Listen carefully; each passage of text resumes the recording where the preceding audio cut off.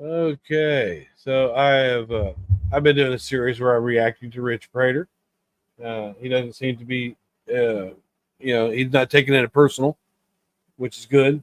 And all I'm doing is going through the videos and reacting, to things where I differ on, or he differs on, or if it's a fact that's completely wrong. It's not a personal attack. Only when it get, it's just me reacting to his videos and the content that he's putting out there. People, he has a right to put that out if he wants to, and we have the right to, to react to it. I'm gonna try to do it in a good way. So we'll be on episode 59.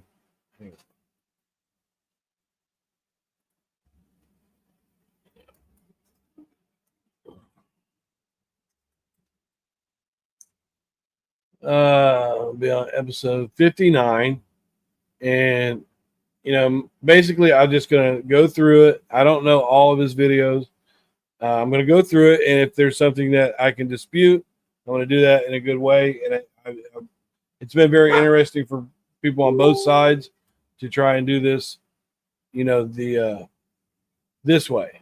Rich is outspoken about her innocence, and he's got a right to do that. So he's up there with Tara and Bonnie, and Tara be Mystery Maverick.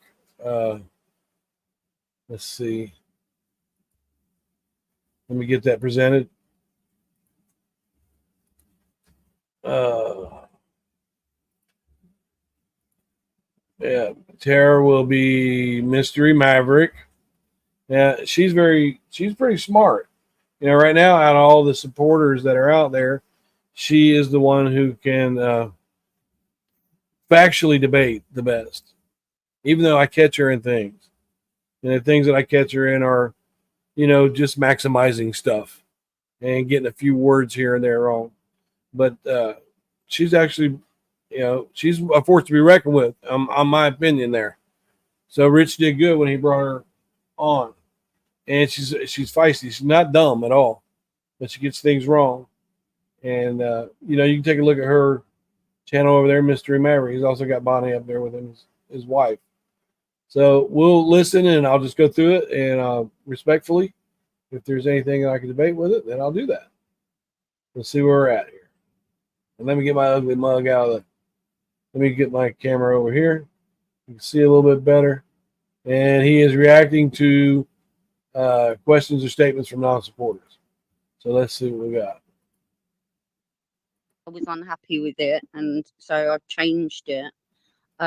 But yeah, it's not too far off completion, so hopefully I should be able to start recording like pretty soon, by like next week. So Yeah, they're really awesome. yeah, Very and just come informative. and check it out.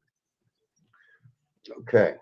And I just want to add, everything that I say can be verified through documents, either documents in this case from DarlieFacts.com, or from books about the case, which can all be brought on Amazon, or they can be downloaded on Kindle.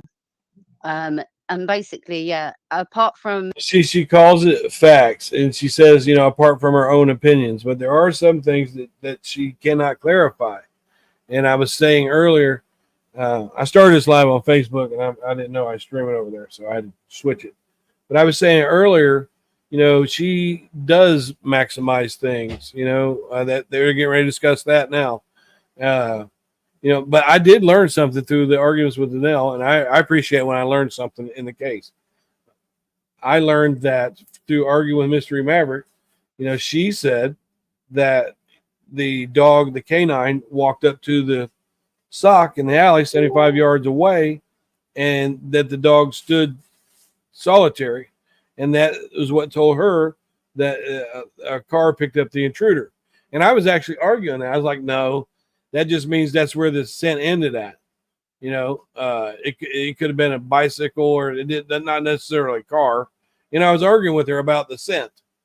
But the thing that we were both wrong on, and Danelle cleared this up for us in the middle of the argument, she had this document that I've never heard before, but I didn't know that the dog didn't find the sock. That the dog was out there, but the officer found the sock.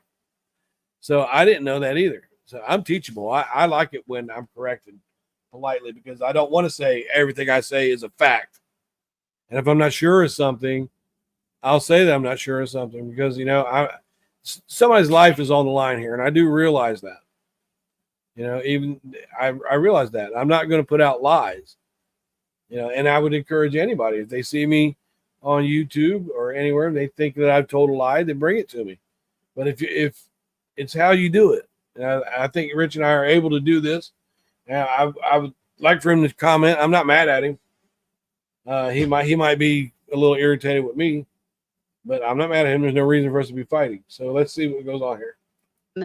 What the parts that are clearly my own opinion, everything else is from documented facts, documentaries, books, transcripts. So if any of you would like to verify any of my content, you can just go online and you can find it. So I just wanted to make that point because there's some people claiming that I'm putting out misinformation, but you can't really get misinformation from the actual court documents and transcripts. There are some, And if you look across there are some things though that she came up with on her own. She said Waddell was asleep in his cruiser when he was sitting. I think he was like 1.9 miles away over at the Victory Baptist Church. She said Officer Waddell was asleep in his cruiser, right? There's no verification of that. I believe she got it out of Don Davis' book. But we also have to understand that books get things wrong too. And there was a couple, and Barb Davis got her birthday wrong or something like that. And Patricia Springer got some things wrong, but she came up with that on her own. Bottom of the screen, I got it scrolling. That's where you can view her documentaries on YouTube. It is at Mystery Maverick. It's very easy to find. And Tara also covers some other different cases as well. And they're really good. I really enjoy them a lot. So very informative.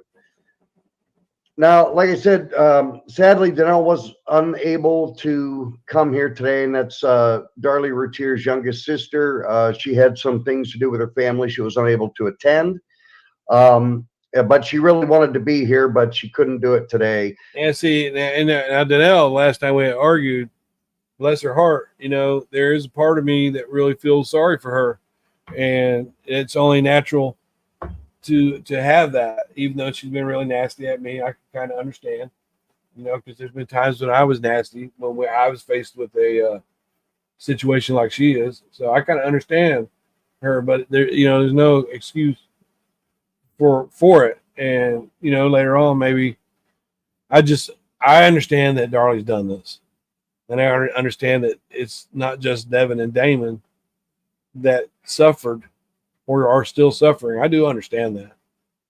And and I even told her, I said, it's going to be really hard for me to argue with you on this case.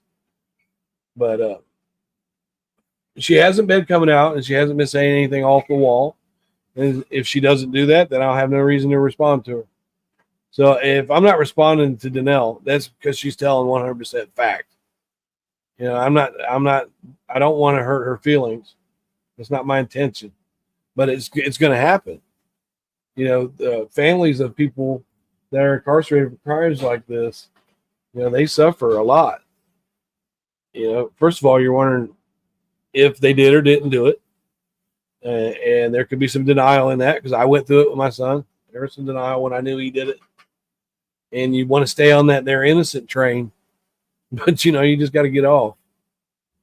But she hasn't been putting out any videos here lately, which is, it's good. It tells me that she's probably spending time with her family with the summer break and having fun with her family. They're very active over there. They have a great family life. So I hope she's doing some of that and finding something that's enjoyable for her. And if she comes back on here and everything's on the up and up, she won't hear from me. Or, because I have a right to react over here. It's not harassment. It just isn't. It's an opinion. I'm not trying to harass her. So anyways, here we go.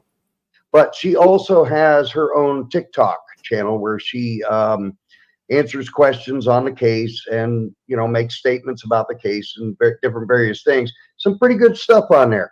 Go ahead and check that out at Fugate 1982. I highly recommend it. Okay, so we're going to go ahead and get started here. And the first one we're going to touch on is a comment from Mr. St. John. I promised Mr. St. John about several weeks ago that we would be touching on this because there was a lot of non-supporters really angry. Well, we weren't really angry, Rich. It's just that we knew that this was incorrect. And that doesn't make us angry. We don't get angry. It's annoying, but it doesn't make us angry. And this is, you know, he's going through this. This is an exact post of mine.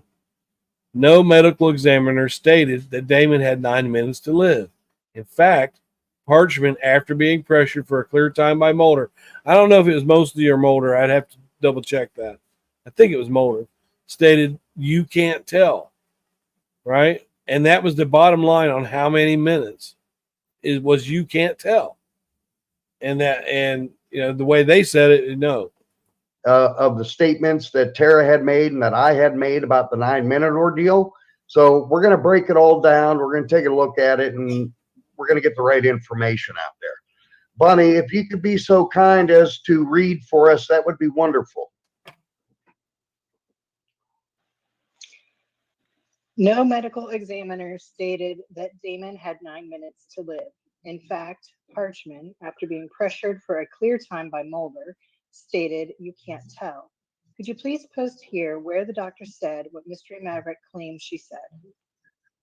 Okay, and what Mr. St. John is referring to is on a previous episode where me and Tara both said the same thing, that the maximum amount of time that Damon could have survived after receiving his wounds was 9 minutes. So let's take a look at it. All right, so we're going to look at the we're going to look at the testimony on this. It's a direct examination.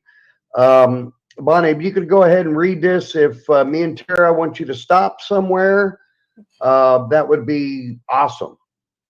If you could go ahead and start. And this is direct examination from the trial transcripts from the case.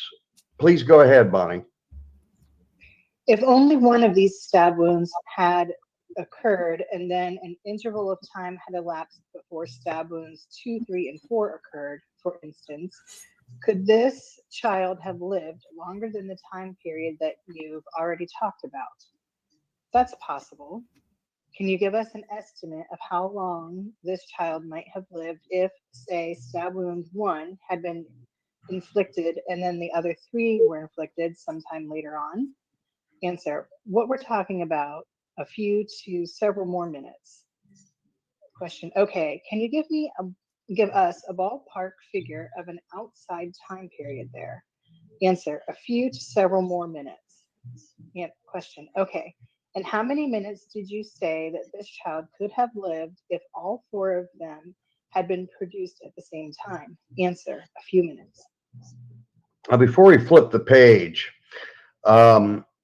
there has been a lot of non-supporter claims that Damon was stabbed once, he was attacked once, and then attacked again a little bit later in the timeline. But there's no evidence that that had transpired. There's no evidence whatsoever that that has transpired. And if somebody has that, we feel like the evidence is that he was trying to crawl away based on, I don't know if it's Colby or Kochak that testified that he didn't want anything to do with his mother. He, you know, when they had him, the blood drops around the baseboard of the corner there. That is a guesstimation. There's absolutely no proof that he was stabbed twice, but logic can dictate to us that it was. that evidence, please post it. I'd like to see it. I've never seen any evidence that proves that Damon had been attacked on 2 different occasions when the attack occurred. Well, maybe we can work on that for him. But I don't think there's absolute 100% proof of that.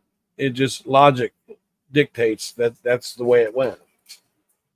Okay, Bonnie, go ahead and continue, please. Cross-examination. Question, less than 5 minutes. Would that be fair to say? Answer, likely. Question, likely. All right. Answer. And that from the time he collapsed until he actually expired would probably be another few Now look, from the time he collapsed, that's very important right here. minutes. Question. Okay, so from the time that he received all of these injuries, he could have lasted as little as 2 or 3 minutes, or as much as maybe 5 or 6 minutes, something like that. Answer, yes. Okay. All right, so Tara, I know this comment was pretty much directed toward you. Yeah, what do you mean pretty much directed towards you?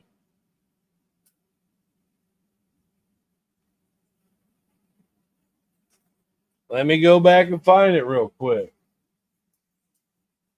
Give me just a second.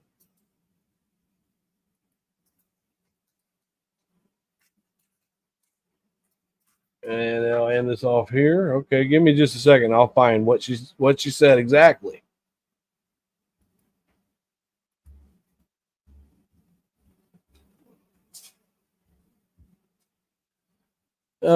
This has been a couple months, so I'll have to take a look here. Just give me a moment.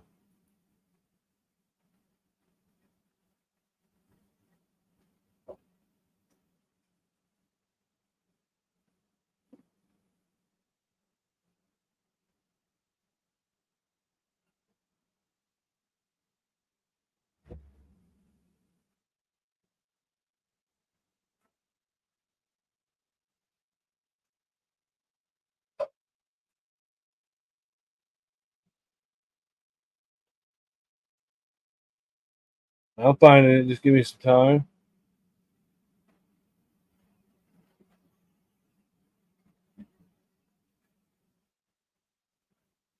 La da da da dee dee dee dee dee. Hang on.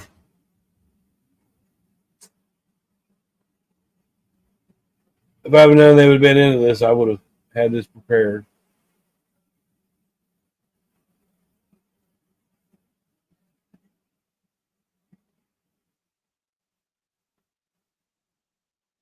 La da da da dee dee dee dee dee dee.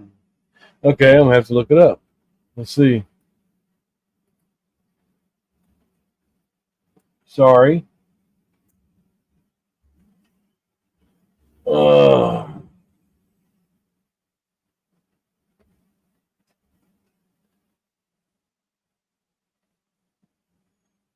right here.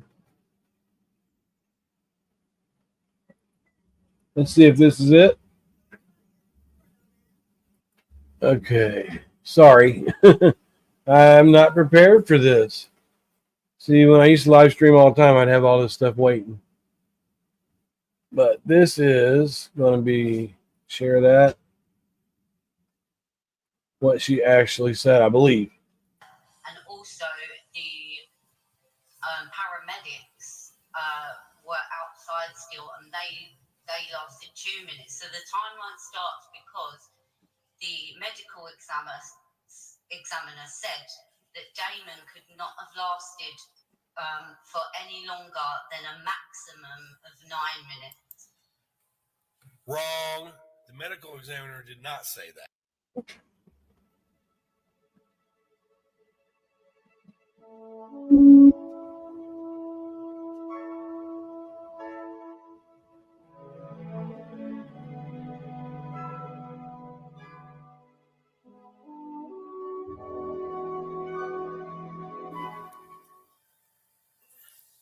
Yeah, correction. I thought it was Mosty that was cross-examining. It was Mulder that was cross-examining Dr. Parchment when this came out.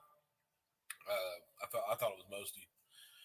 Dr. Townsend Parchment, can you give us your best estimate as to how long this child would have survived after he had received the last of the series of 6 wounds? The last. Minutes.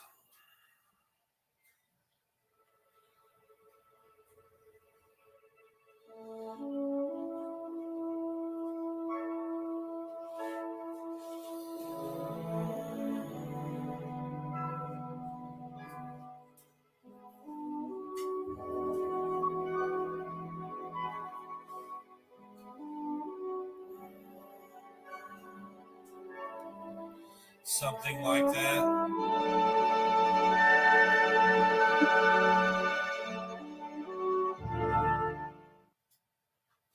Maybe as much as 8 or 9 minutes. The answer that the medical examiner gave, according to testimony, is you can't tell. There is no timeline. There is no 9 minutes, and the facts are right here in the case. If you would just read the testimony, the medical examiner, the supporters are saying that the medical examiner said this.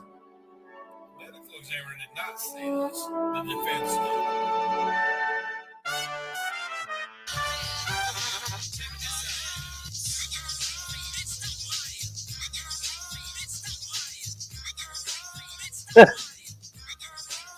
Okay. Let me stop sharing that and go back to Rich.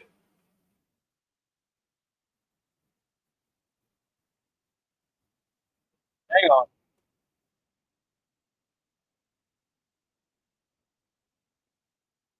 Hold on here. It's crazy. Let me put my big old head back in here real quick.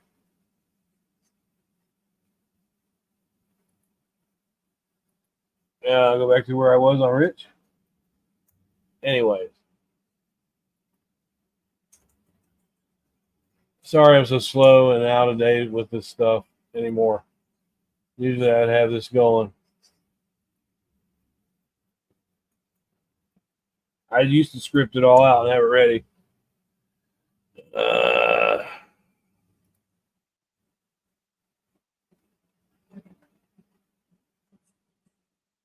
All right, we're right back where we're right back there. I'm going to share that back into there.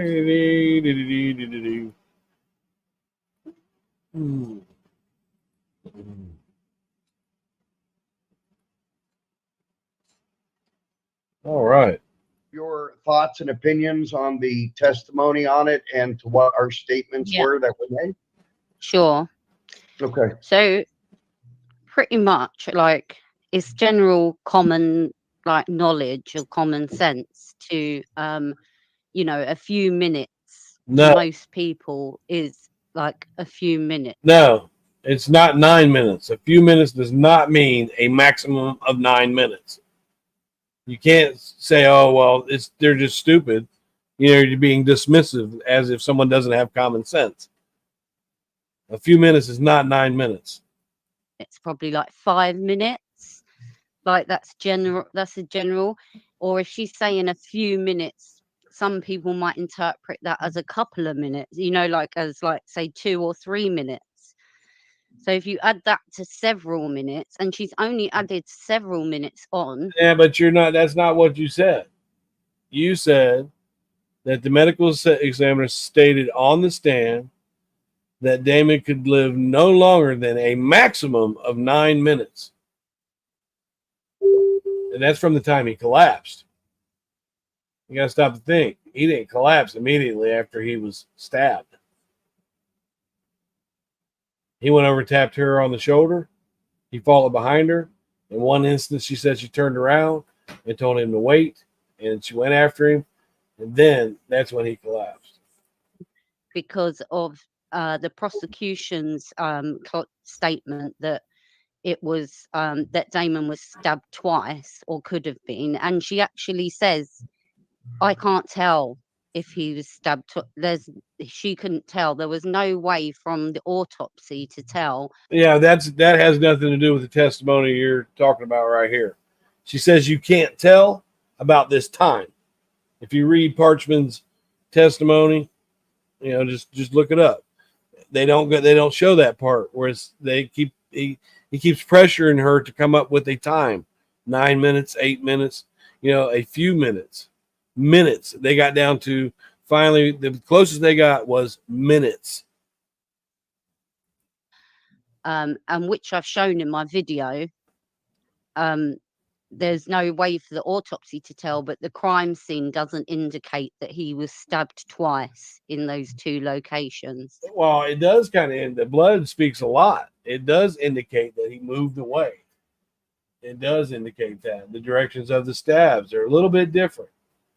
It does indicate that there's a possibility of that, yes. So, but my interpretation of it is that, 5 minutes plus a few minutes, stretch it out 9 minutes. You're stretching it out now, but that was not what your statement was. It's just basic sort of like common knowledge. No, it's not common knowledge that a few minutes is a lot different. If you'd have said, Parchman said on the stand that Damon could have only lived a few minutes after being stabbed, right? That sounds a lot better, a lot more truthful than a maximum of 9 minutes. And basic mathematics. It's not basic mathematics. It's not. You're playing some metrics with words. There's no mathematics involved in that at all. You said they said something on the stand that they did not say. That's not mathematics. That's reading comprehension. You add a few minutes to 5 minutes, you'll probably get around 8 or 9 minutes. And also, we've got to take into account the fact that Damon did die. He died at the scene. We know from, I think it was... We don't know for sure if he died at the scene or he died in the ambulance. That I would have to dig into more, but I wouldn't say that Damon died at the scene. Brian Koshak, that said after he was in the house for 2 minutes, and that was 4 minutes before, because you've got to remember Wallin cleared the scene as well, so that would have taken another 1 to 2 minutes for him to actually go in there, because he went in there with Waddle, checked the garage, had to come out and clear the scene before the EMTs could go in. And they said that was around 2 minutes. So they were waiting outside for 2 minutes. Then they came in, and the EMT said after working on Damon for 2 minutes, he saw the light go out in his eyes. But you notice the question that I asked him was, I'll go back to it. The question that I asked him is the question that they're responding to. Right? And I'll be at 103.40 here in just a second. This is the question they're responding to that I asked. No medical examiner stated that Damon had 9 minutes to live. In fact, Parchman, after being pressured, said you can't tell. Could you please post where the doctor said what Mystery Maverick claims she said? The doctor said you can only live a maximum of 9 minutes. That's what was said. And they're not addressing it. So I'll go to where I was.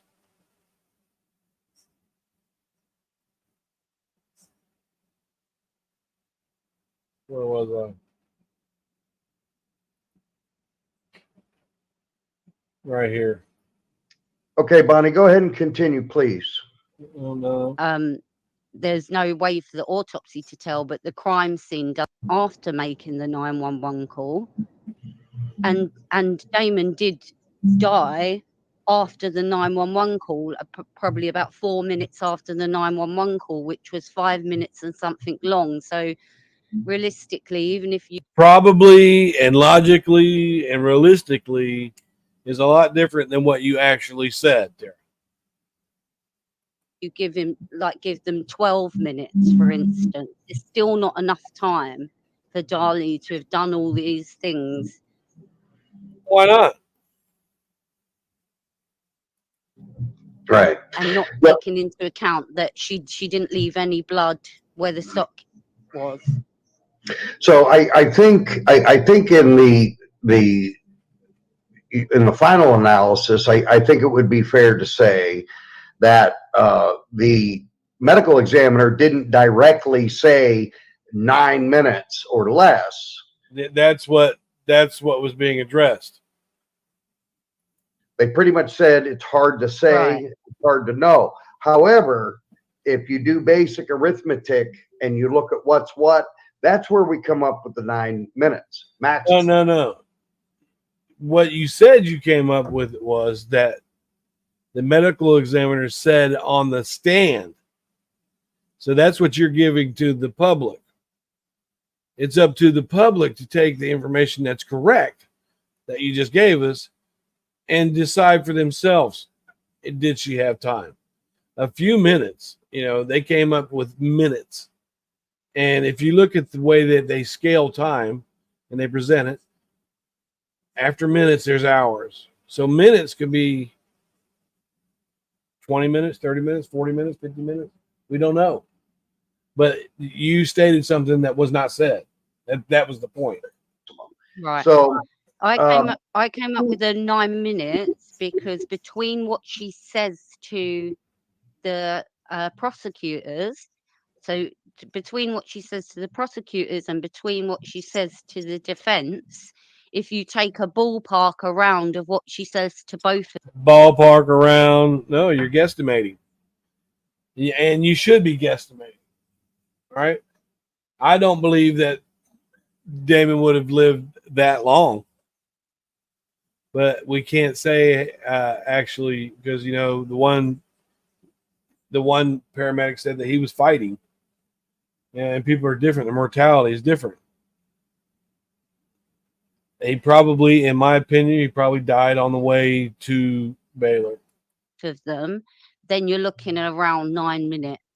Around, yeah, okay. So you beat it up. Like I said, even push it to 12 minutes, push it up to 12 minutes wouldn't make a difference. She still didn't have any time to do all this stuff. Yes, she did. She had plenty of time. That she did. Right.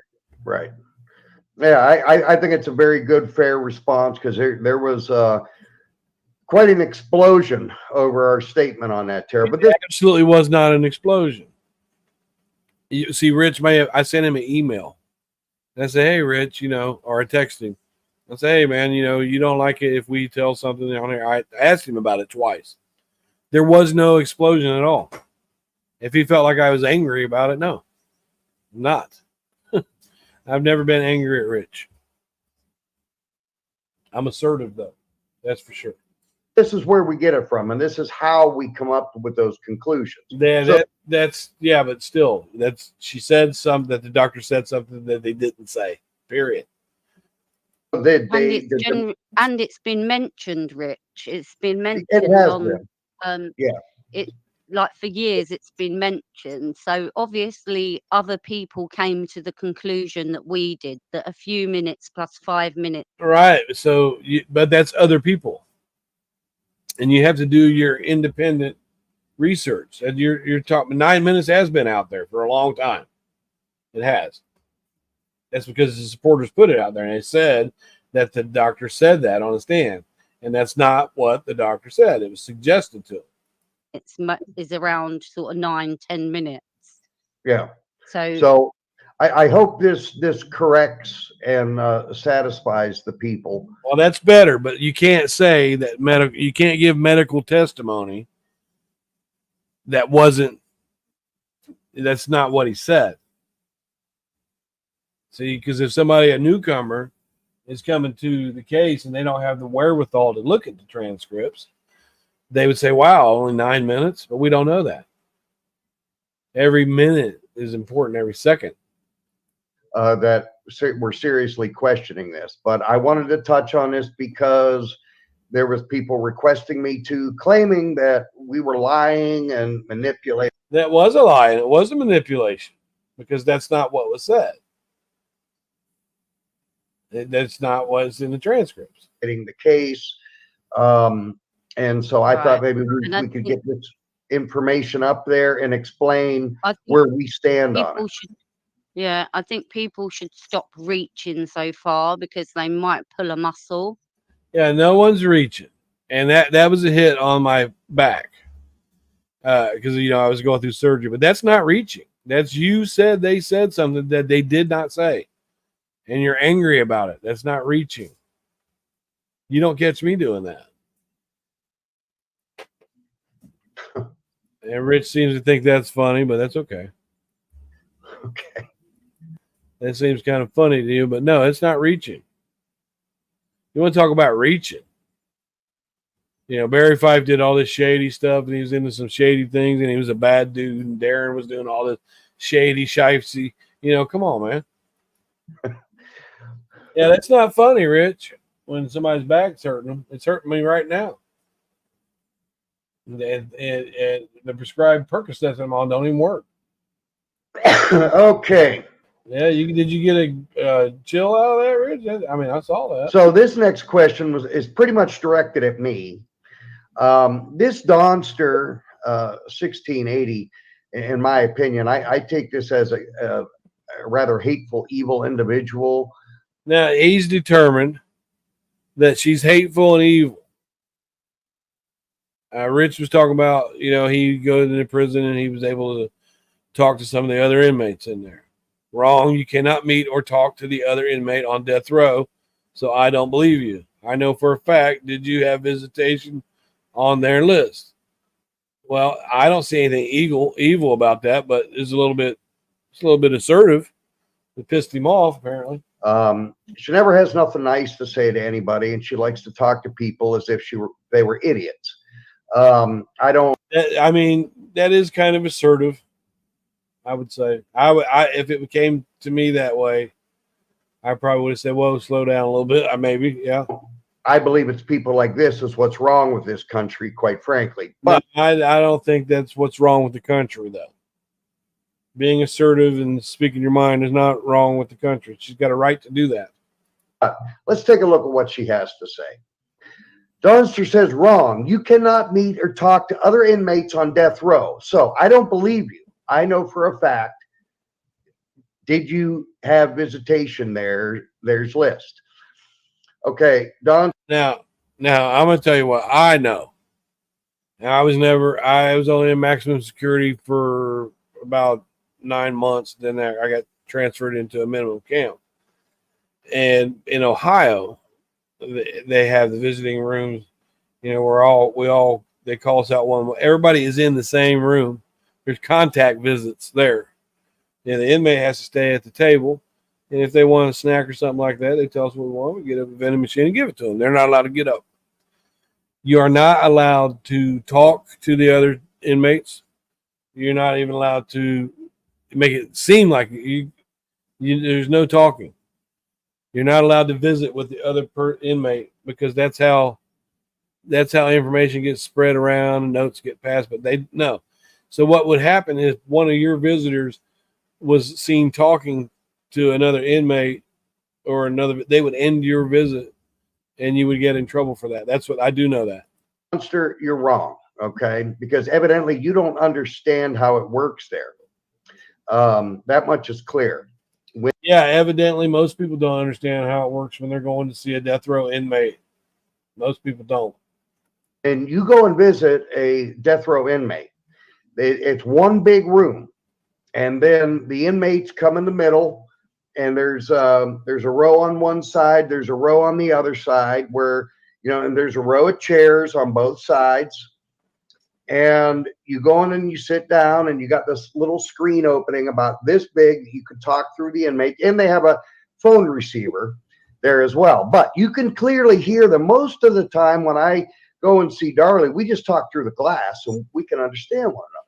But when there's other inmates having a visitation at the same time we are, it tends to get a little loud in there, depending upon which inmate is having a visitation.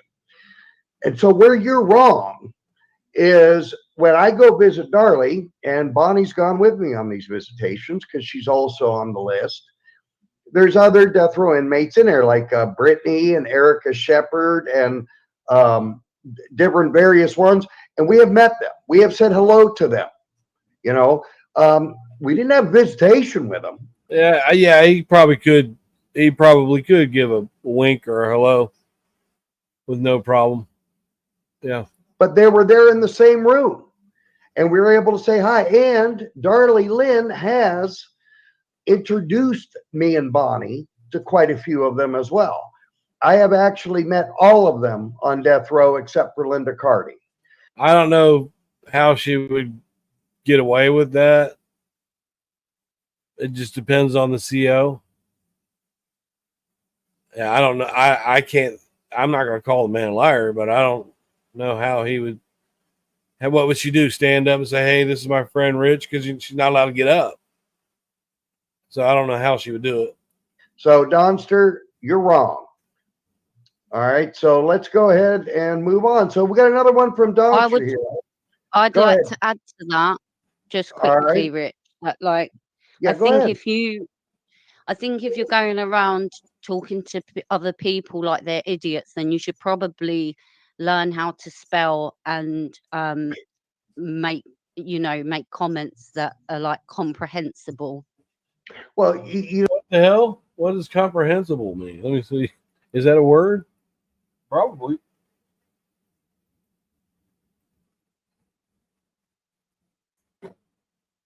Absolutely, it is.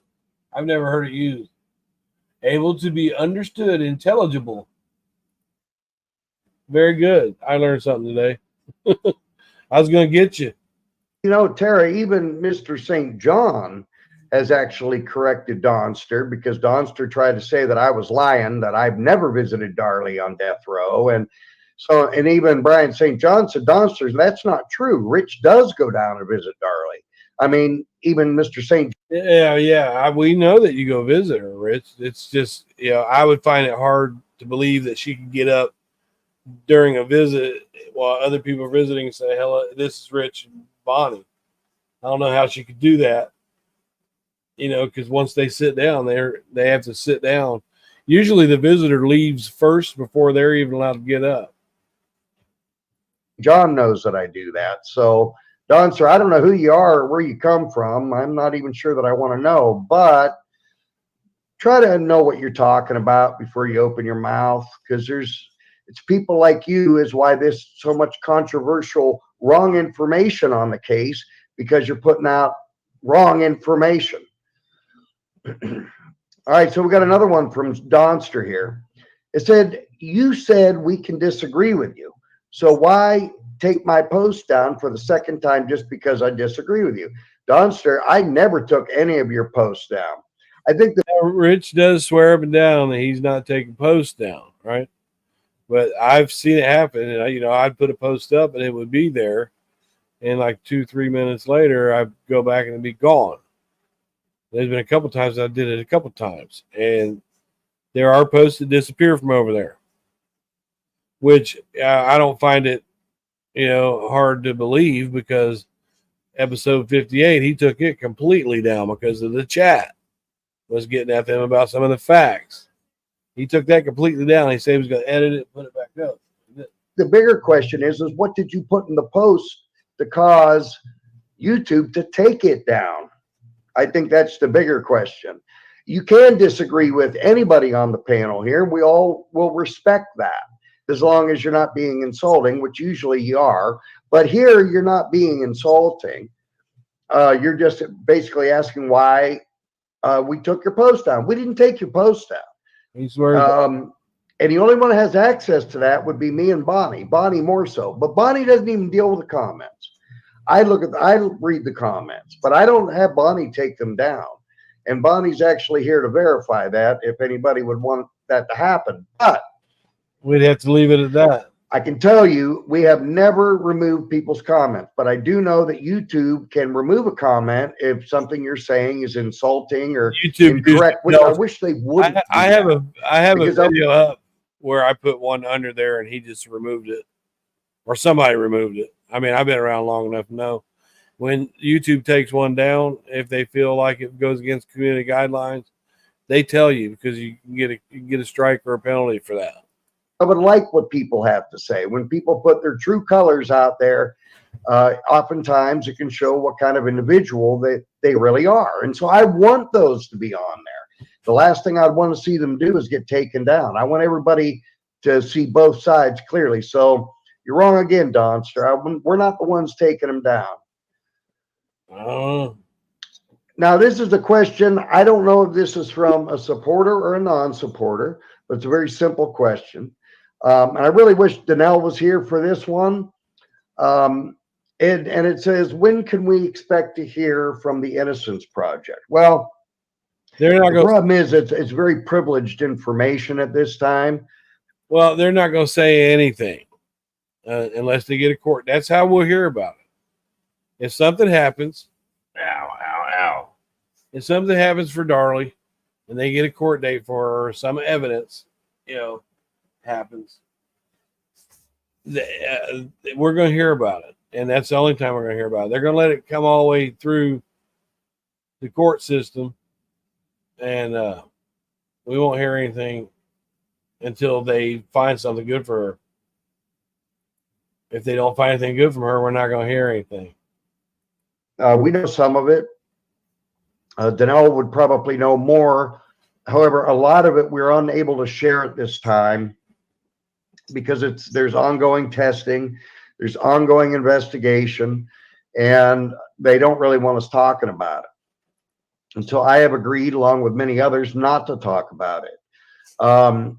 This is about all I can tell you. There have been some very interesting results that have been found, and things look favorable for Darlie in the future. And that's pretty much, and I know Darlie Lynn is very optimistic about that, about the future, on getting an exoneration. That's all I can really say about it at this time. I wish I had a better answer for you, but I promise you when I get the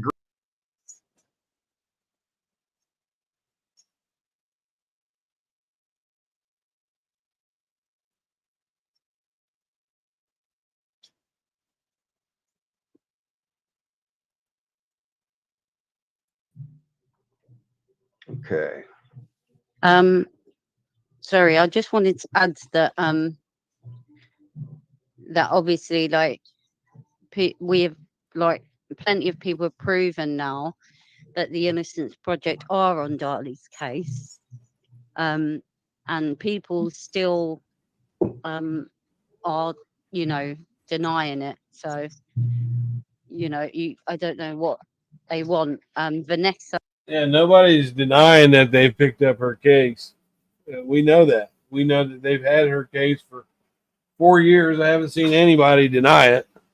What we're saying is that when we have Danelle out here just a few months ago telling people in the public, to call with any leads, that tells us, logic, like you would say, and anybody with any common sense, they would know that they don't have much, or they wouldn't be asking for that. Actually said she was on Darlie's case in an interview, Yeah. and people still say that they're not not I don't know of anybody that's saying that. on her case. Yeah. There's still a lot of people that say that, sadly. Yes. I've never seen anybody that said it. We all know that they've got her case. And it doesn't mean anything. It means that the case is controversial. The Innocent Project wants to step in. If there's anything wrong with her case, they want to be sure that everything's tested. They want to be sure that she's represented because it's her life. And the case is controversial. It really is. I promise you, Vanessa Potkin at the Innocence Project is on the case. Vanessa Potkins wanted my files that I have on a case when I was doing my own investigation on it, and I sent her everything I had. So I know for a fact that she's on the case. And I'm going to tell you, if anybody can pull this off, it's Vanessa. She's very good. She's very intelligent, and she has a real charisma about the clients that she serves. At the Innocence Project is on the case. Vanessa Potkins wanted my files that I have on a case when I was doing my own investigation on it, and I sent her everything I had. So I know for a fact that she's on the case. And I'm going to tell you, if anybody can pull this off, it's Vanessa. Wow. Did you hear that shit? Sorry, Rich. But what you just said was, if anybody could pull this off. Whoa. Hang on here just for one moment.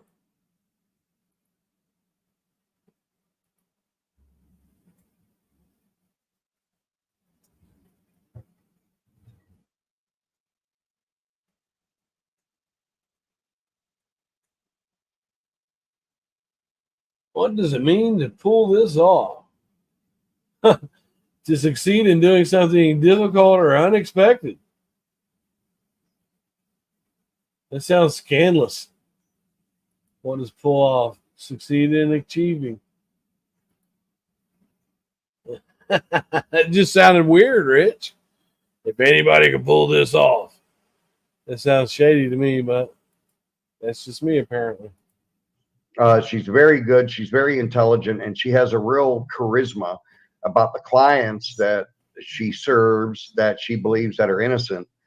And you know, I don't know Vanessa very well, but I know her history with the Innocence Project, and it's pretty good. It's not bad, and she's been fairly successful. So, you know, like I said, if anybody's going to pull this off, it's going to be Vanessa, and we're real eager to get some more of the testing materials back to see what they say, which hopefully will not be very much longer.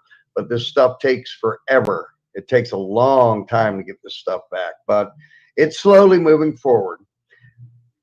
Okay, so this is actually this. I had to put this question on here because I thought this was interesting. And you know, Tara having a degree in forensics and psychology, and I thought this would be really good because Tara's real good at explaining this. So am I. I kind of wish Annie was here. She's real good at it as well, and so's Danelle. So Melanie Smith 9027 says, Darlie said she was woken up by one of the boys nudging from behind her shoulder. It's actually not exactly correct, but we'll get into that in a minute. Do you think it's possible when the child spoke, he could have coughed up blood on her? That could have been their infamous quote unquote cast off. And, you know, when I seen this question, I'm like, wow, I got to put that one on there because Well, coughed up blood would be likely to be diluted a bit with saliva, and the cast off marks that were found on Darlie's nightshirt were small, and you would figure if someone had enough blood that was filling up in them to cough it up, that it'd be sprayed and splatter. That's just my opinion. I know me and Tara will have a lot of fun with it. Fun meaning we can explain a lot of things with it. I think the problem that you have is I don't think anybody has a conclusive answer as to exactly how that so-called cast off got on the shoulder. Now, I have my own personal opinions, but they can't be proven.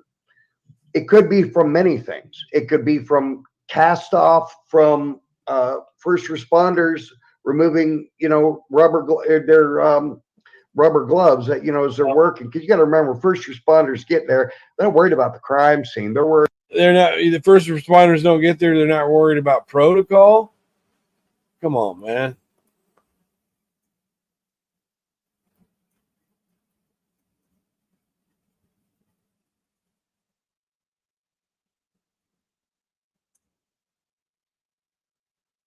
Oh. Let's see. Stop sharing right there. And let's present this.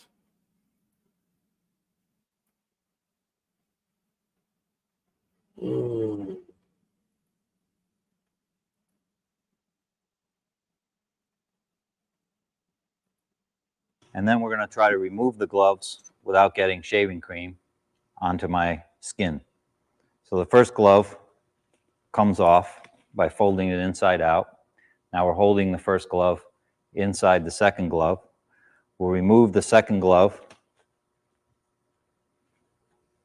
by folding that over the first glove. Dispose of the gloves in an appropriate receptacle. Unless something is totally soaked with blood, in most states in the United States, it's not necessary to put them into a red bag. They can go into ordinary garbage, but they shouldn't just be thrown aside because they potentially have exposure to infectious material on them. And after you've taken the gloves off, you're again going to do hand hygiene. So we'll put some hand gel on, perform hand hygiene. doing this until the solution that we're using has dried and your hands Yeah, I are did that. not getting any of the shaving cream on their hands. That's disgusting. So we take a small glob of shaving cream, rub it around both hands, and then we're going to try to remove the gloves without getting shaving cream onto my skin.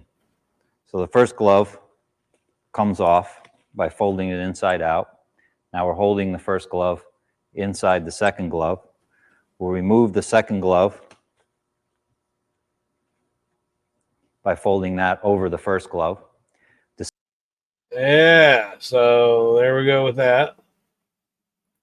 Yeah, sure. I'm talking about right there. I mean, there is a process, and I've in my career, I used to have. I worked with lots of corrosive chemicals, and we would do that the same way. You know, put it inside the one because you don't want to get anything on your skin and burn your skin. A lot of stuff. Worrying about preserving human life. So they make a mess when they come. Yeah, but you know, he was that paramedic was even talking about how you don't leave it there because it's got stuff on it. You know, so they don't leave a big mess. Especially to a murder scene to this severity. They're not worrying about the mess they're making. They're worried about trying to save a life, and rightly so. Is it possible? First of all, Darlie said she was lying on the couch on her back, but slightly to the left. And if you look at Darlie Lynn's shirt, the evidence proves that. And she said she woke up when Damon tapped her on the shoulder and was crying, "Mommy." So when you say nudging from behind her, he really wasn't behind her. He was on the side of her. And then she came to. Now, you're asking if he could have coughed up blood on her. It's possible. We know that the paramedic said that, and Officer Waddell said that he was gurgling blood when they first seen him. He was still alive when they first come into the house. And he died a very short period of time afterwards. So then where's your 9 minutes? It is possible. I don't discount that. The problem is there's a lot of things with the case that we don't have the answer for, neither the non-supporters or the supporters, because there's really no way to prove it. Right. Now you can get very speculative with it, but I recommend to be careful with that. The best thing to do with this case is you use common sense and be careful with And we got that straight from James Cron. You know, at 23,000 crime scenes, 4,000 with bodies over 49 years. big physics stuff or big junk science stuff. One of my predecessors and wonderful educators, who was a former district attorney in New Orleans in the late 60s and the early 70s, his name was Tom Rosley. He sadly passed away some years ago. Let's check it out real quick. Okay.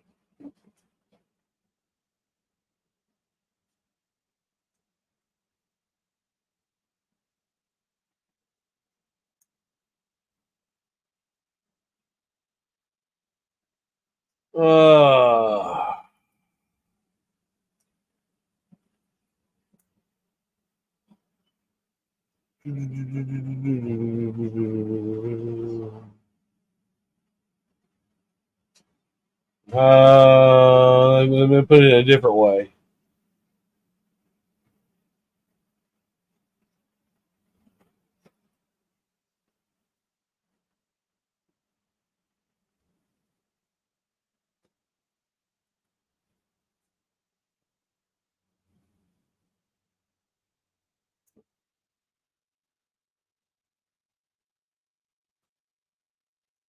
Now, you know, I'm not seeing that. I'm going to listen to what he said again.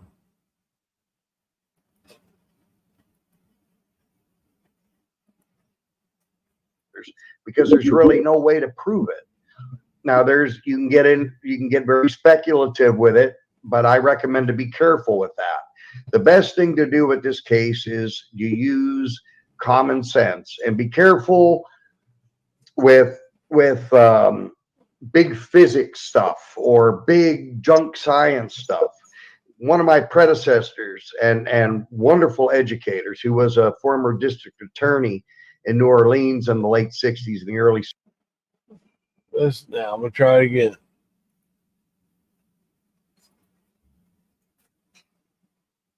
Oh.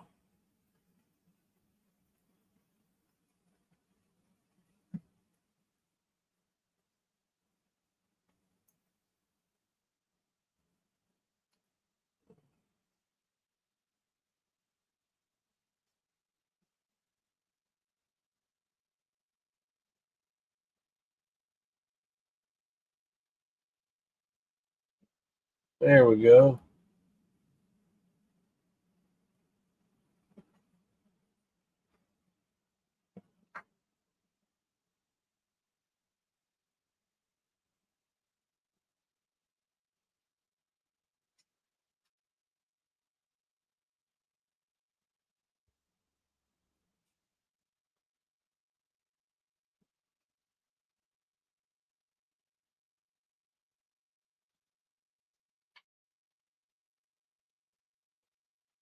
I'm looking. I don't see it.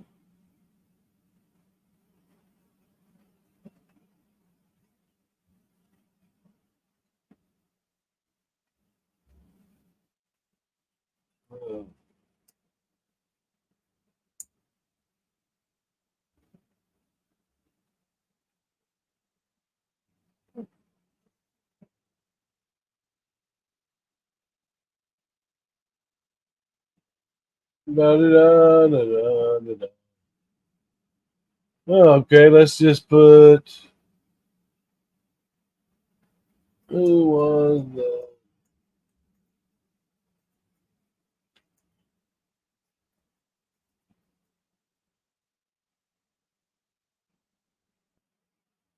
Let's put it that way.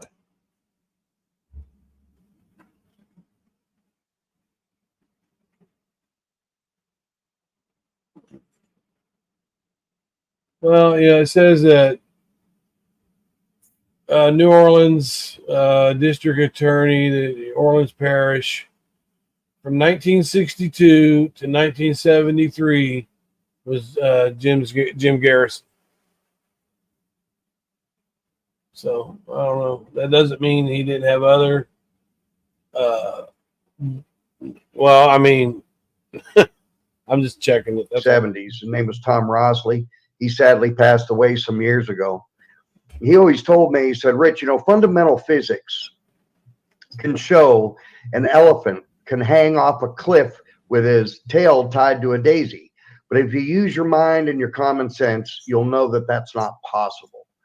Hi, Diane. Why am I saying that? Because use your common sense with the case when you look at it. And don't get too carried away one way or the other, because you'll get lost out in left field somewhere. Keep it simple, short, sweet, and to the point, and look at it. Remember, it's always about the small things, not the big things. Tara, I'm sure you'd probably have a lot to say on this. We'd love to hear what you have to say. Yeah, I wanted to say that I think it's possible, but at the same time, this is just obviously this is all speculation, as much as you can look at it, it's all speculation. It could be a number of things, like you said. Personally, I'm not sure. I mean, I'm not sure if there would be more of an expiration pattern, because when people expire blood, there's usually, it looks like high velocity blood spatter. So in my opinion, I don't think that, but this is just my opinion, and like I said, just speculation anyway. I don't think that's the way. Me personally, it could have been like you said, Rich, with the doctor, with the EMT's gloves, or I believe because there was so little blood of the boys on Darlie, it could have also come from the knife. So I always That's believe what that they she think. was attacked first. It but could have that's- come from the knife. You know, even the Labor and Epstein, they showed Darlie. You know, let me go this way. The camera can see. Bevel showed Darlie swinging back like this, like that, and doing his body. But Epstein and Labor did it the same way, right? Now, the way Epstein and Labor do it, it doesn't seem like she really have cast off on the back. But Bevel's doing it like this, really hard, angry. And it looks like, you know, the MOA is totally different on Darlie than it is on the boys. They had deep penetrating wounds. As somebody doing that would she have to come all the way back? And that was something I've always questioned. Being logical. Let me put this right back the way I had it. There we go. There we go. You can do this, Brian. I've lost my YouTube touch. It's just my opinion. I agree.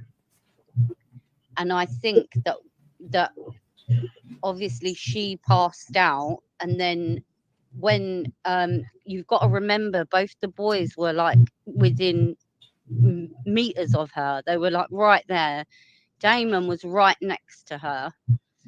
So I believe it could have been cast off from the knife, but not from Darlie wielding the knife. Yeah, I and believe it could have been cast off from the boys being stabbed in close proximity to Darlie.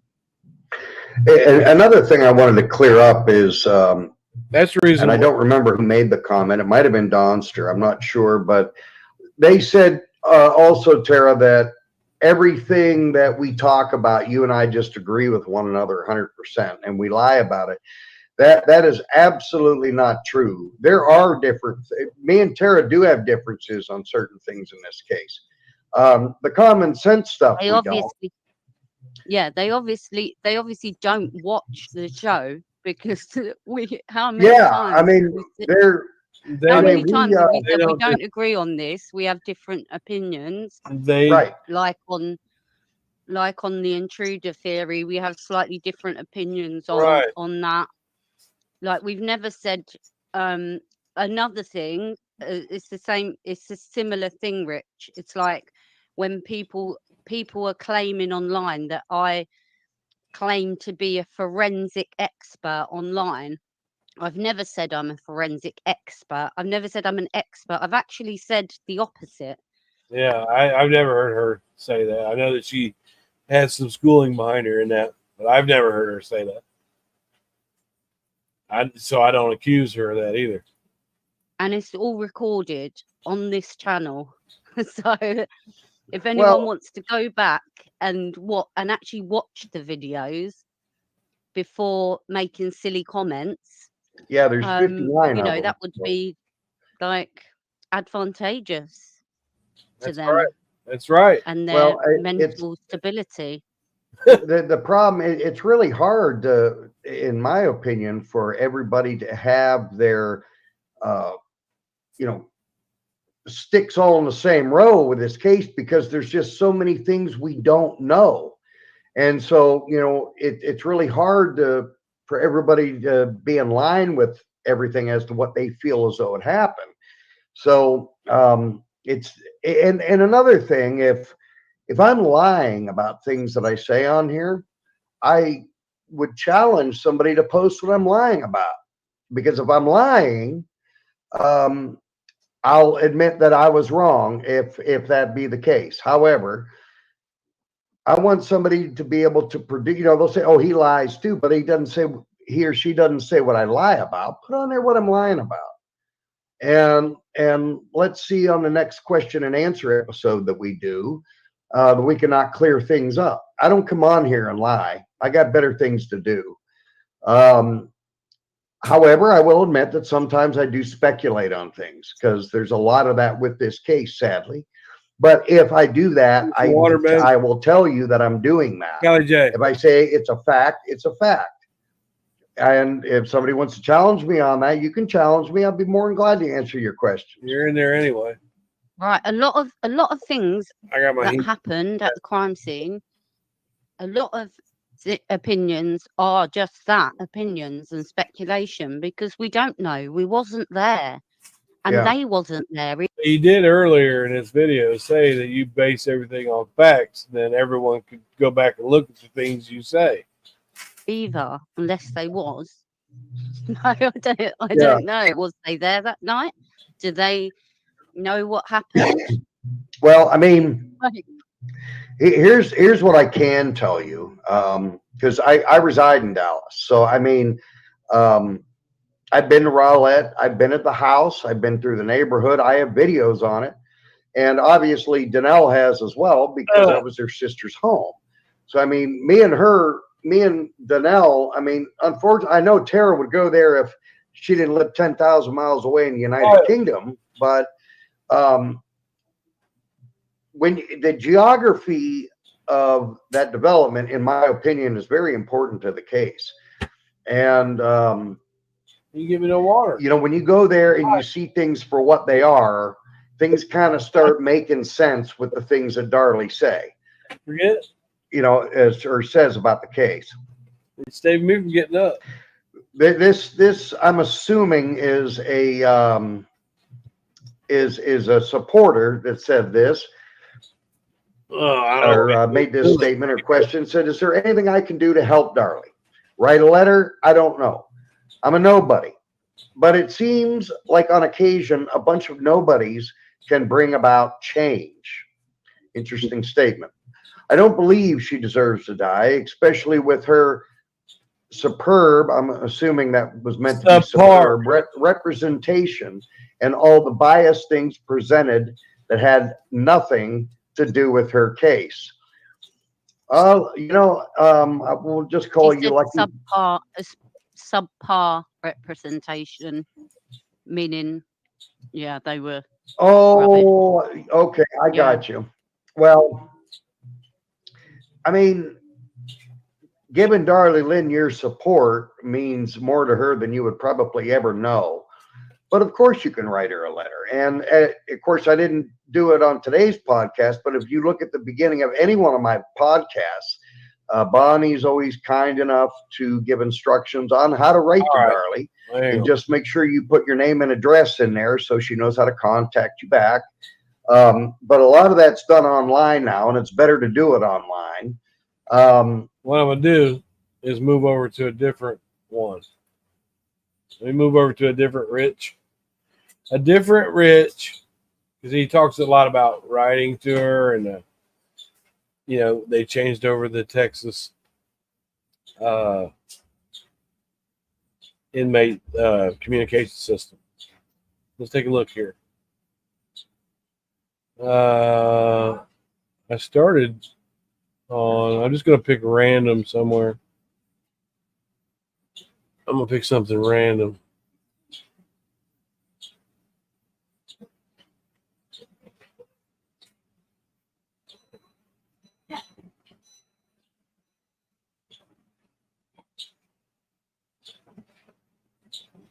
I don't want to go into the regression therapy report because I've never seen it.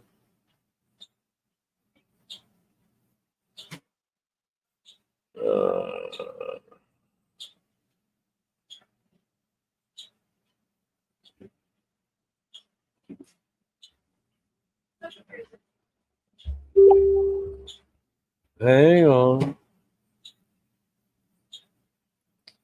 Let's try this one. Let's try this one, because I haven't seen it. I'll do about 30 minutes in this one. Now, I'm not picking on Rich. He does much better with Tara up there. I give him that. Let's see what we got here. And citations, Darlie Watchers. My name is Rich Prater. Darlie, and I apologize for being a couple minutes late, but just trying to get everything together. Some of you know, some of you don't know that I've had some very serious computer issues, and getting them worked out, getting them together here. And me and Bonnie have actually purchased a new system, and you know, we're going to be getting that delivered from Amazon here actually fairly soon, so we'll be able to.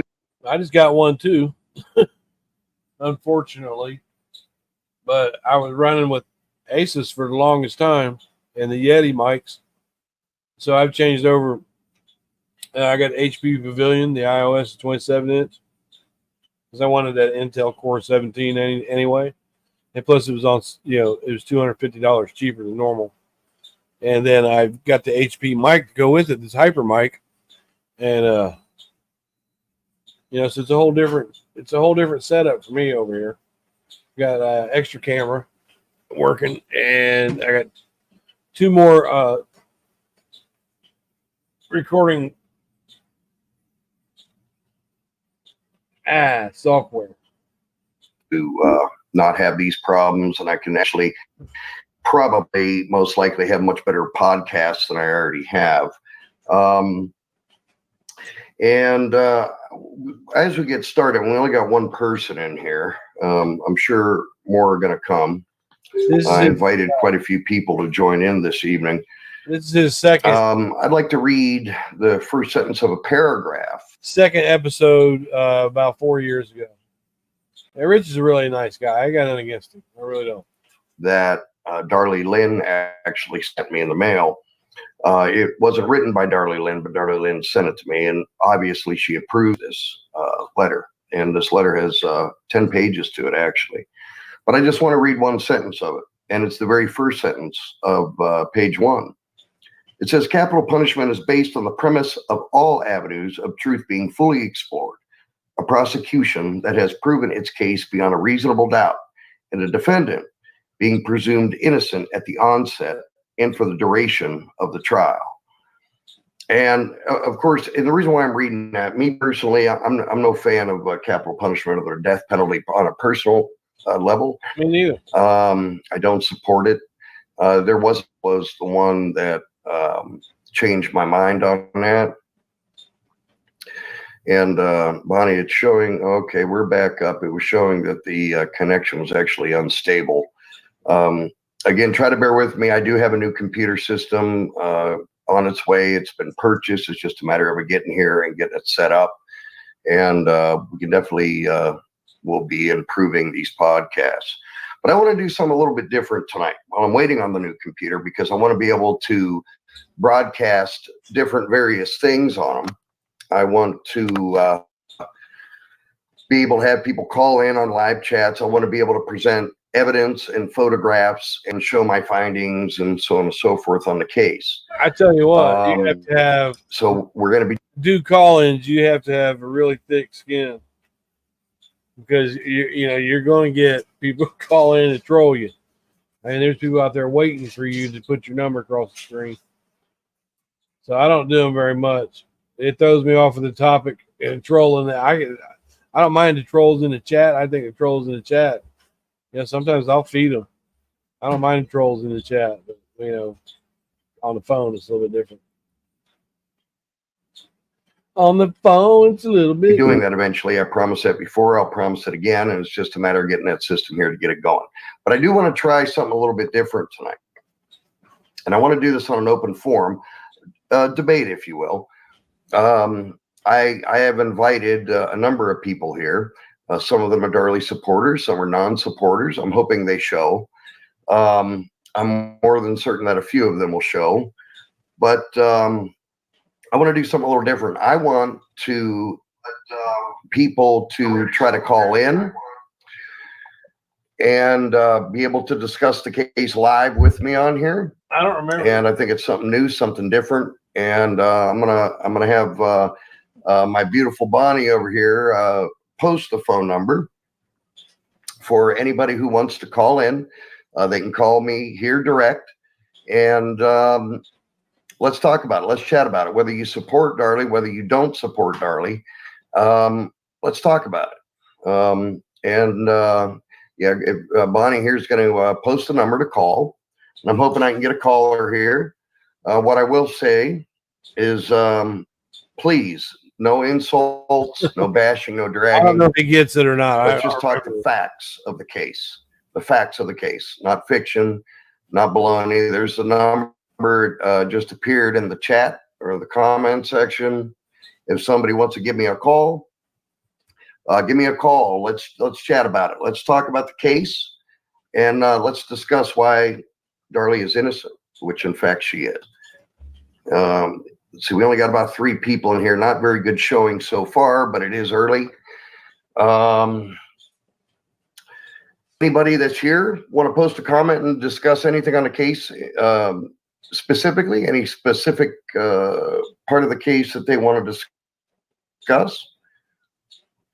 Somebody could put something up there. Maybe I could get Bonnie to put something up there. Since I got this new system coming, and you can see where the stab wounds were, but they're kind of crunched up, as though, in my opinion, as if he may have been laying down where the shirt's kind of muffled up, maybe. I'm just going off of a first observation. I haven't looked into this real far yet, but I do know somebody that does forensics, and I'm going to send these photographs over to that person earlier this morning, because I would say that the biggest part of this case I have investigated pretty thoroughly, but there's always little stuff that come by you, and when I catch it, I like to look at it carefully and, take a look at it. Now, if you look at the shirt that Damon was wearing also, and I really, really wish I could be posting this right now. Actually a bit irritated that I can't. Now, that's why, like I said, I want to wait for the new system, but if you look at the shirt that Damon was wearing, and you can see where the stab wounds were, but they're kind of crunched up, as though, in my opinion, as if he may have been laying down where the shirt's kind of muffled up, maybe. I'm just going off of a first observation. I haven't looked into this real far yet, but I do know somebody that does forensics, and I'm going to send these photographs over to that person to have them analyze them. In your first video, you said that you worked and were trained by some of the world's best investigators, and now you're saying I'm going to have to look into this. I've sent it over to someone who knows forensic. I'm assuming you talk about Tara. So that's a big switch from your first to your second video so far. You said you were trained by the world's best. You also said that you took part in discovering an unidentified fingerprint on the box on the inside of the sniper's nest there on the 6th floor of the Texas School Book Depository, and that you were able to identify it as Maxwell. I don't remember the last name. I'd have to go back to it, but you didn't do that. That's not something that you did. To see if he can give me some further information. A very strange wound on the back of the shirt, the way it looks to me, and it almost looks to me like Damon may have been fighting at the time of the attack, to where I'm not sure that Devin was really fighting that much. Because you say Devin had more bruising on parts of his body and on his leg than Damon did, because there's really no movement from Devin from where he was stabbed, very little anyway. So we think of course his stab wounds were pretty much fatal immediately. Yeah, they're a lot different. The method of attack is a lot different. According to Alan Brantley, FBI profiler, the method of attack. Darlie received slices when he had the same opportunity to plunge that knife right into her chest, just like he did Devin's. And Damon, I do believe, tried to get away from her. I mean, he was stabbed through his heart, and that usually is means an instant death for all intents and purposes. And we got 5 people in the group. Anybody want to post any comments? Anybody want to come live and call me? We'll get you on here live. Let's talk about it. Believe me, I'm very easy to talk with. I'm actually able to have civil conversations with BryanSt.John, and he's a nice guy. I mean, there's a little bit of bullshit involved in it, but not that much. Civil conversations with Terrell Foster, who are 2 rather large critics in the case. They're just on opposite sides. You mean rather large because we're both 250 plus? Rail don't speak about it no more. I haven't heard from him. I'm concerned actually, because I'll hear from him every couple of weeks, and I haven't got any response from him. So I wish the man well. I've had the opportunity to speak to both of them, and very respectful conversations coming both ways. And they both speak highly of me, which I wanted to thank them on a public level for that. I believe personality is half of your credibility, and I'm not too much into the mudslinging. Believe me, I could play with the best of them, but it's just not something that I prefer to do, especially with a case that I take as serious as this. I have urged both sides of this case, whether you're a supporter or a non-supporter. You can have debates, you can have civil conversations, but when the personal attacks start, or case, though, your credibility just went into the toilet. In my opinion, nobody has ever heard me publicly bash anybody, whether I like them or not. So, and believe me, there are people I talk to that on this case that I don't like at all. But I am very glad, on the other hand, of some of the people on the support side that I have talked to. I've got to know a little bit, and I don't know if names are real necessary at this point, but I will say some of them are related to Darlie Lynn. Some of them are not. They're just supporters, and they're very caring about what happens with Darlie Lynn. I've had some great conversations with quite a few of them. I did talk to Darren Gross online, not personally. Oh, yeah, mercy. About you guys remember when I had him?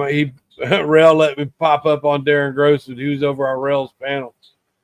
Oh man, I went at it with him. It was funny. The guy, he had a really bad drinking problem, but he was a nice guy. The case a little bit in very short measure, but he did say that he absolutely would like to talk to me, and I know he has attended my podcast before. He said he would like to have a chat with me. I'd love to talk with him. I've heard him speak with BryanSt.John, and I don't know the man personally or anything, not yet, but I haven't heard much bad about the man, and he seems to present himself pretty well. When he was talking with BryanSt.John, I mean, he sounds like a very literate and an intelligent man, and he does seem to have a genuine care about. And I really want to talk with him. I'd really like to talk with him, but he's very reserved on what he can say, and I totally understand that, because I'm actually reserved on what I can say on a lot of different things with the case, because I promised not to put it out there. And not just that, I'm not going to do anything to hurt Darlie Lynn's chances of finally being vindicated of something she did not do. Anyway, we're up to 6 people in the room. Again, somebody wants to give me a call, 469-954-5457. I'd love to get you on here, and I'd love to talk about the case with you.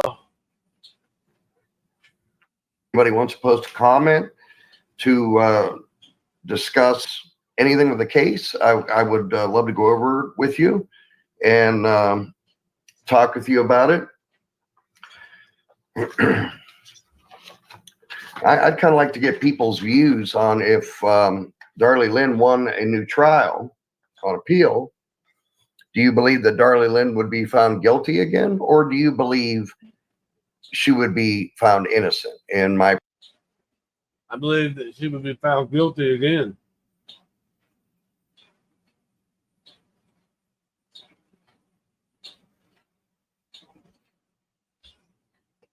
I'm all for it.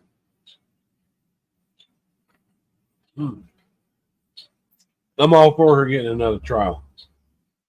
Because we'd get the same result, but it'd be even more compounded. Evidence doesn't fade. Now, My personal opinion, I believe that she would be found innocent. yeah, the truth of the matter is the first count on the jury going out, I don't know how many hours they were out when they came back with a 8-4. A lot of baloney went on in that trial that shouldn't have went on.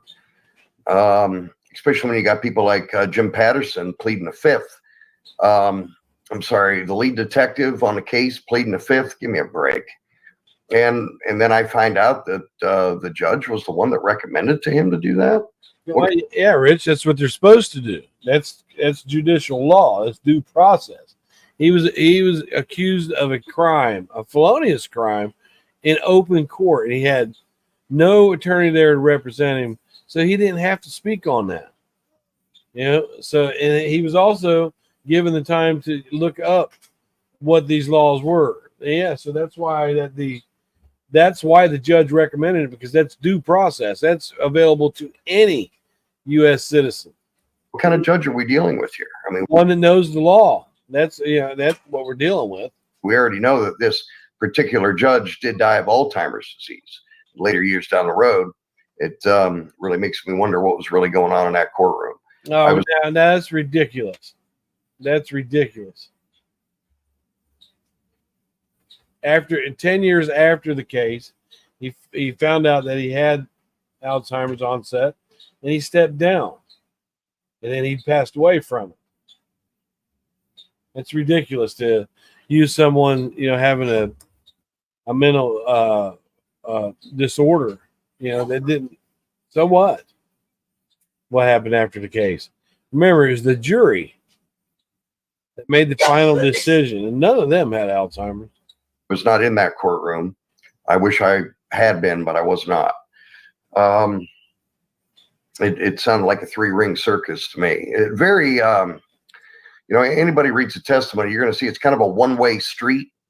I don't think Mulder did a very good job defending Darlie either, in my opinion. So, anybody got anything to say, or does somebody want to call in? 5 people in the group. I know I haven't been here for a while. I'm feeling bad about that. I really hate making promises that I can't keep. I really do. But if anybody knows me well, would know that my work schedule is actually horrendous, and it's very demanding. So it kind of can put a damper sometimes in on my schedule. Rich gets out there and busts his ass. He's doing that man work, taking care of business over there. I don't know too much about his personal life, though. I know I believe he works concrete and supervises. There are some weeks I work 80 hours a week. I just can't do the things I want to do. I'm getting too old and too tired for that stuff anyway. I bet you Rich has got an old Ford F-150 Super Duty. He looks like the kind of guy to have something like that. So, does anybody want to talk about the? I think a very important thing, and again, I'm going off the letter that Darlie Lynn had sent me, and I was really glad that she sent me this. I was asked not to say who the author is, but I do know who the author is of this letter. And second, well, why would you? Yes, please be cool. Why would you pick your card up? Why would you even say that? If somebody asks you not to say something about something, you don't say, "Hey, somebody asked me not to say something about something." You don't do that. You just don't say nothing. Come on, Rich.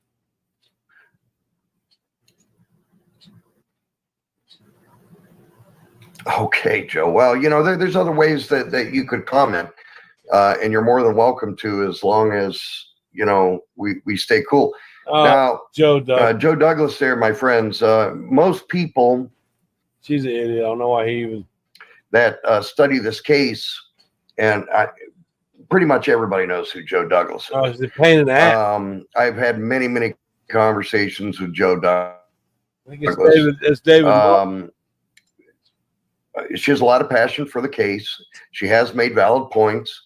A lot of people say horrible things about her. What I can say is this. She's an idiot. A lot of different areas of evidence and things like that with the case I have discussed with her. And, you know, and Joe, you know, if I say something out of tune, just, you know, you can comment and, oh, you got to be kidding me, Joe. Yeah, you know, this is the computer that hasn't been working right, and we thought I want you to talk about the case. had it work. Excuse me. So, anyway, back to that. You know, that because of that hair, initially they said during the bail hearing that, you know, they had found a blonde hair. Darlie did have bleached blonde hair. That it was Darlie's hair in there, and it actually it really messed her opportunity of being bailed out. And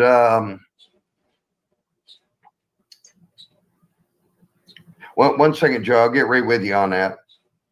And then they find out during the trial that indeed, see, this goes to show how the evidence in this case, this is just a minor detail, that how the evidence in this case was not properly examined. Okay, now they found out later that it was Officer Jones's blonde hair that was in that. Because the DA had it tested to make sure it was before the trial. And I would agree that that was one of the things that they used, you know, as probable cause to arrest, you know, type of thing. That screen, not Darlie Lynn's hair. And I mean, before that evidence was even presented, they should have known without a shadow of a doubt. And these are the things that I'm talking about, especially in a case like this. We're not talking about a Class C misdemeanor. We're talking about first-degree capital murder. It takes a long time for testing to come back. So they found a hair in the screen that was similar to Darlie's, which was dyed blonde. Sarah Jones also had dyed blonde. So as they say they find the hair, they go to get a test, and it takes a couple weeks for these tests to come back. But so, and then they're like, oh, okay, well, that was Sarah Jones. They had the rest of it. I mean, come on. Anyway, Joe, it says here, your comment is, you said you believe Damon was actually walking, and the non-supporters claim Damon could not have walked around. I personally believe the evidence showed that he did walk around. Yeah, I think he did too. Sure, I think he did too. First of all, Darlie's statement, Darlie Lynn, meaning her statement that night, and when she claimed what had occurred from the point of the assault on to the point of the 911 call, what she claimed had occurred, I have found evidence on each indicator with it, or each item of concern with it to be true as to what she said. One of the bigger pieces is the Darlie Lynn's blood evidence, which is when I get the new computer system, I'm going to be doing a big thing on that, and we're going to be going through each specific item that was kept in evidence. It's going to be very important. It's very important to the case. People really need to see the truth on that. They really do, because so much of what Darlie Lynn said occurred evidently did. So let's put it this way. What she said happened, there's a whole lot more truth to that than what the prosecution and the Rowlett detectives and police claimed had happened. The podcast here, folks, a little bit. I'm going to come in here to where I could slander the hell out of them, although I must admit I'd like to. But podcast, if I recollect correctly, I believe that I said I'd love Greg Davis to come in here and talk to me. Again, post my number, Bonnie, in case. Because, first of all, I know Greg Davis, and believe me, I'm no fan by any stretch of the imagination for personal reasons and for this case and other reasons. I don't want to, I wouldn't want him to come in here to where I could slander the hell out of him, although I must admit I'd like to. But well, you'd like to slander and say, here's the thing. So if you already have a biased issue with the DA in this case, you know, are you just investigating cases that he's taken over since? So you're saying that you're biased. You don't like Greg Davis already. I guarantee you that he wouldn't, with the knowledge that I have on the case. I don't consider myself an expert, but I do consider myself well read. I'd like to see him come on here and tell me some of that stuff, but I don't think he has the balls to do that, quite honestly. Well, he doesn't have to do that. So, Debbie, you know what? I agree with you. And again, this goes to show the lack of proper protocol when it comes to the case. You're talking about Darren going across the street and Darren coming back. First of all, and again, I'm not trying to put the implication out on Darren Routier. What I am trying to say is this: whoever was in that, I mean, Darren should have been said, you've been told you don't move, you stay right there until, you know, we get the situation. But you have to remember, okay? Darren did say there was a nurse across the street, and, you know, the first priority is to try to save the lives. I've never spoken to David Waddell, okay, who was the first responding officer at the scene.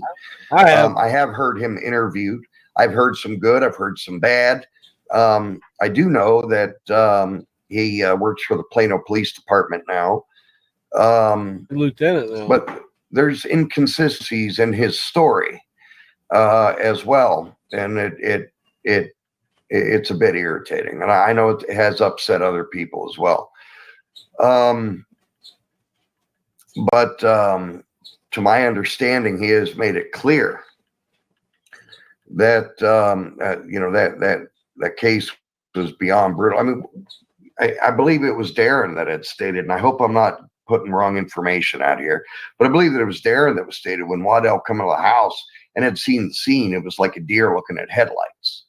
You know, again, these police officers in Rowlett, these were things they didn't see. You can watch movies all you want and seeing people get butchered.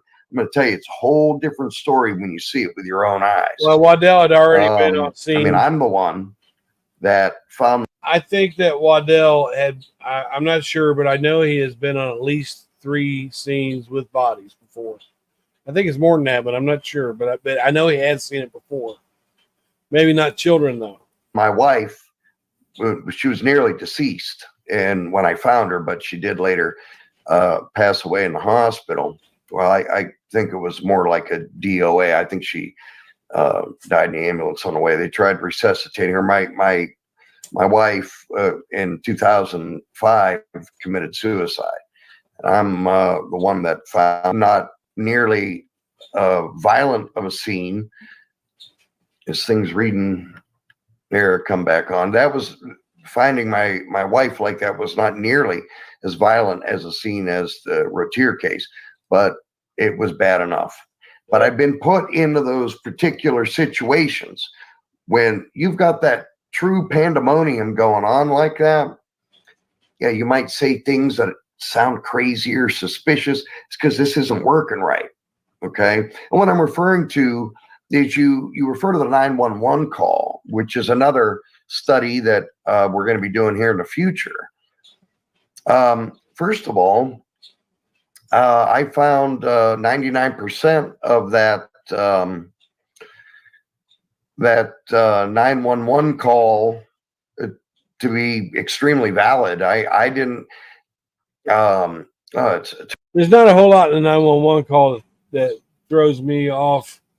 But you know, I do know that she's aware that she's being recorded. There's a couple things like nobody's here. My husband, he's helping me when she wasn't doing anything. He went out that way. I promise. Somebody who intentionally come in here and did it, Darren, Those are probably like the 4. There's some other. I'll go through it again one time. I've broke it down before. Terrific. I mean, every time I've listened to that 911 call, and it's been hundreds of times. You try to put yourself in what Darlie and Darren and try to put yourself in their position as to what they were seeing and what was going on. It's indescribable. It really is.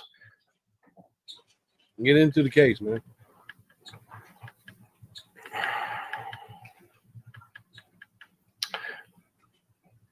Okay, I'm catching up on the comments here, people.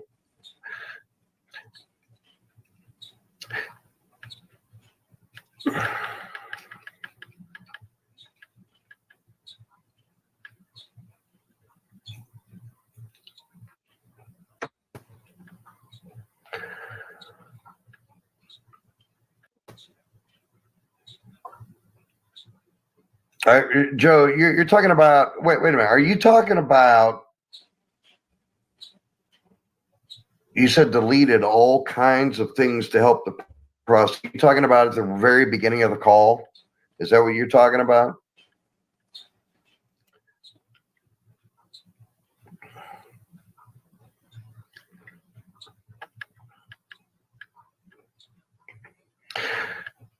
Well, the people that want to talk about Darren are clearly you, Joe. Okay, all the way through the call.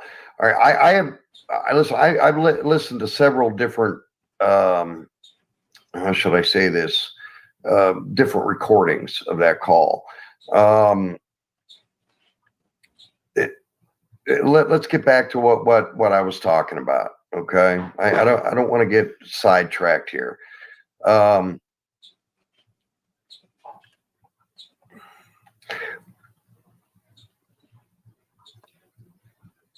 what do you listen? Let's put it this way, okay? Let's talk about Darren Routier for a minute, Joe. On a personal level, where they could at least give one another a hug, or on a daily. Most likely that if Darlie had a retrial, that chances are No. she'd be convicted again based on the evidence. I highly disagree with you on that. Comment or call in this evening. All right. Go ahead and but I was looking at the DAs, and let's just do this. Let's just do it like this.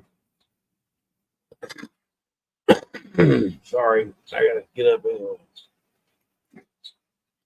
He said,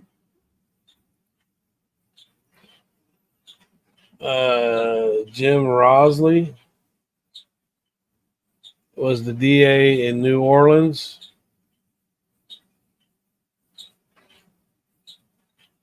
He said it was the late 60s, early 70s.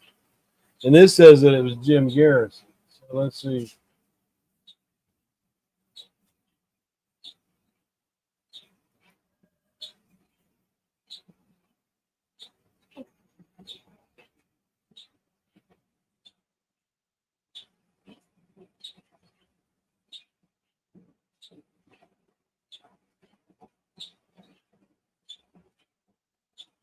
Let's look and see if that goes up.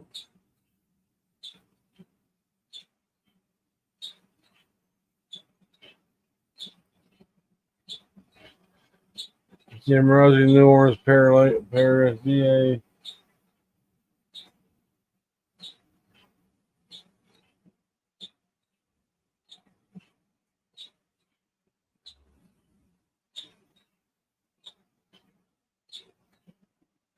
Let's just do it this way.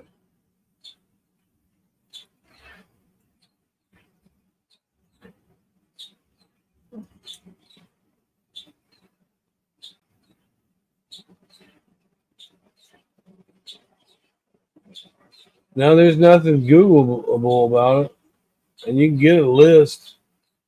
of the DAs in there, but that, you know, it don't mean anything. It just means they want the DA. Anyway, I'm out. Piece of chicken grease, y'all.